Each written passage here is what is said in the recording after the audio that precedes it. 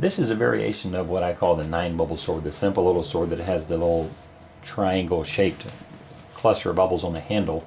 But if you want to make it look just a little bit dressier, use 2 colors. I've chosen gold and silver. Gold is going to be the handle, silver the blade. The gold I've blown up a little more than halfway, and the silver a little more than that. We're not going to use all of it. It just depends on how long you want to make your blade.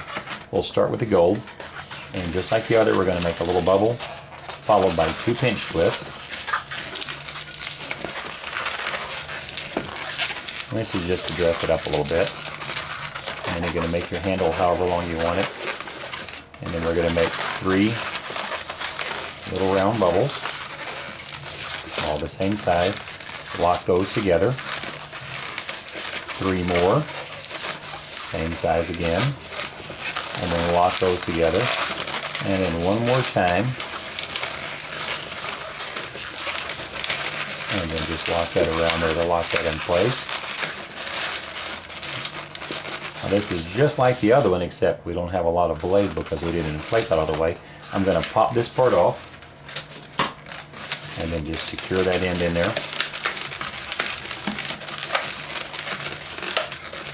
And that's the handle. And then we're going to take our silver, and you can reverse inflate it, or if you want, I just blew it up and trimmed it really close. And then I like to make it tight, so I'll go down to the end and squeeze here to force it back up, and then twist it off, cut off the excess, and tie it. And that way the blade's nice and tight, so it holds its shape a little better. Then you just take the nozzle end there, or the end of that where we just trimmed it off, and wrap that in around your handle.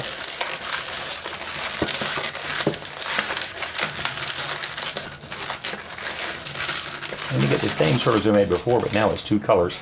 It makes it look just a little bit dressier.